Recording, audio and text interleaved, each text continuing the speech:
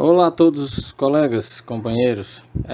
A gente está passando por aqui para trabalhar com todos informações importantes em relação às finanças pessoais, e o grupo GSCD entende que é importante dar a todos essas orientações, que com mais informações obtivermos, conseguiremos enfrentar de uma forma melhor esse momento desafiador que estamos vivendo.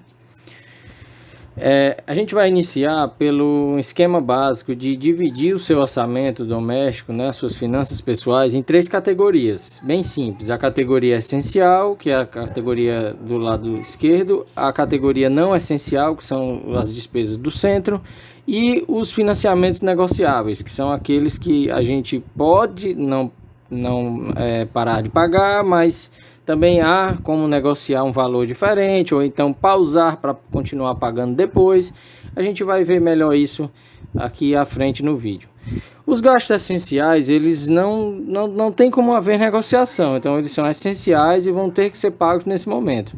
No caso da água e do esgoto e da energia, a não ser que você esteja enquadrado em grupos que os governos dos estados estão abonando os pagamentos. Então, nesse caso, você não irá pagar. Mas, se não se enquadrar nesses grupos que os governos têm agido, será uma despesa que você terá que pagar, então ela é essencial. Como a energia, a internet, a água, né, que é a famosa CAGES, a alimentação, o pão de cada dia, assistência de saúde, se você possui ela de forma privada, e o famoso plano funerário, também importante para um momento como esse. A gente não sabe do futuro, ok? Então essas despesas não há como serem retiradas, só naquele caso em que eu já citei. Só um detalhe, a alimentação que está posta aqui, se você vai utilizar cartão de crédito para comprar essa alimentação, se for de forma planejada e organizada, é possível fazer isso, sim, certo? Só que tem uma regra de ouro em relação à alimentação que eu queria deixar aqui. Nunca compre uma alimentação em larga escala e parcele. Não faça parcelamento em cartão de crédito de comida, porque é um bem que você vai consumir ele de forma rápida e depois vai passar vários meses pagando algo pelo qual não está mais consumindo. Então não se parcela a alimentação. Vamos para os gastos não essenciais, aqueles que do X vermelho aí da imagem, que devem ser retirados no momento, tá certo? Não é a hora de comprar uma TV nova, não é a hora de comprar um celular novo, essa não é a hora de comprar aquela roupa que faz tempo que você está querendo, não é a hora de fazer gastos como esse. Não é a hora também de viver pedindo comida por delivery. Apesar desse pessoal estar trabalhando bastante, mas não é a hora de estar comendo pizza todo dia, de estar comendo sanduíche todo dia. Também é o momento de diminuir isso. E aí investir na alimentação que é comprada em mercantil, na sua comida que você vai produzir todo dia. Assim tem como você contingenciar melhor. Não é a hora também de ficar enchendo o tanque de combustível para estar saindo, porque a orientação é ficar em casa. Então você só vai utilizar combustível se você estiver em atividades essenciais, estiver trabalhando nesse momento. Aquela hora de cortar o cabelo, fazer aquela barba no barbeiro, então é a hora de esperar. Então vai ficar um pouquinho do jeito que você não gosta tanto para quando esse momento passar. Ou então aderir àquela ideia de aprender a cortar, fazer sua própria estética em casa. Então é a hora de fazer também esse aprendizado. Contrair novos empréstimos, é importante ter muito cuidado com isso. Os bancos vão soltar muitas informações e oferecendo empréstimos. É importante ter muito cuidado com isso e não aderir, porque esse não é o momento. Virão momentos futuros em que os juros poderão ser melhor quando esse momento principal passar. Então, tem coisas importantes vindo, mas não agora. Esse pode ser aquele momento para você também cancelar aquela assinatura de TV que vai acumular esse gasto. Então, clubes, algumas academias, que algumas também pessoas possuem planos, então pode ser aquela hora de você cortar, porque não vai ter como ficar executando essas atividades no momento. E a parte dos financiamentos negociáveis, que são em relação à habitação, para quem tem imóvel financiado por bancos ou vive de aluguel, veículo, que ainda também se paga financiamento, a escola dos filhos, né, como educação privada, o pagamento da faculdade, consórcios para quem deseja investir no futuro e empréstimos para quem fez de alguma natureza no decorrer da sua vida. Eu vou explicar um pouco mais aprofundado essa terceira coluna, a coluna da direita, porque exige uma explicação mais aprofundada.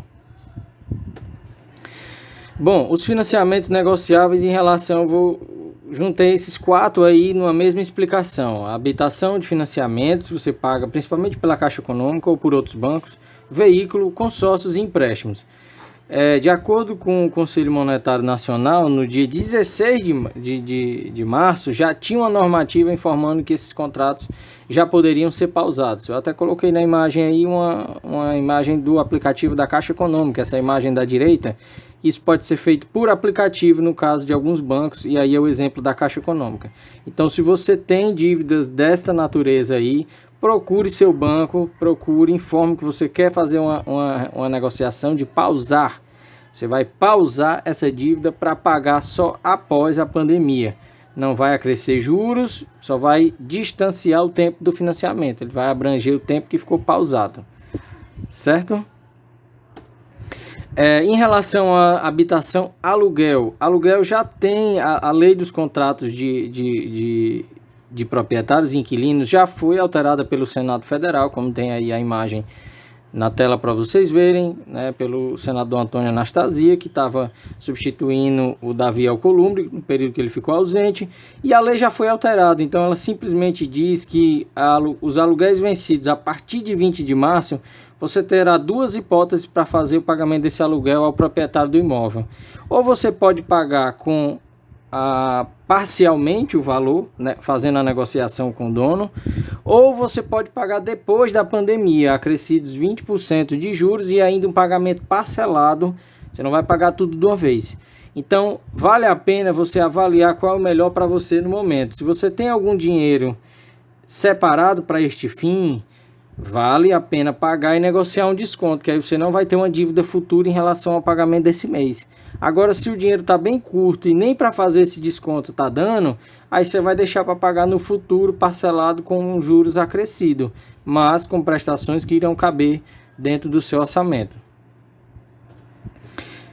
E aí vem a escola privada, né, para quem paga a escola para os filhos ou paga a sua própria faculdade. Também tem 2 caminhos a se seguir, muito parecido com o aluguel. Ou negocia com a instituição um abatimento, que eles estão abertos para fazer isso, ou vai pagar quando a pandemia passar, e aí você pode ter a tranquilidade que nem seu filho sairá da escola, nem você também poderá sair da faculdade, por atrasos em relação ao pagamento desse período, porque as leis de economia e educação no país, elas possibilitam o aluno a permanecer na instituição mesmo com atraso de pagamento.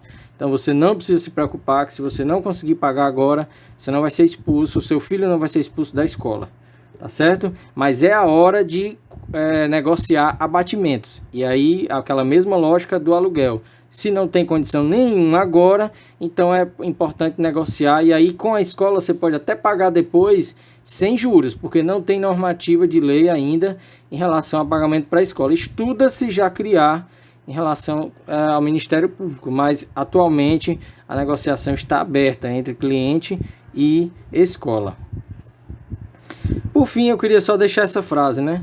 Aproveite a crise para aprender a planejar. Se você tinha poupança, é porque já havia entendido isso e não se sentirá tão desesperado agora. Um abraço a todos e espero que possamos ajudá-los.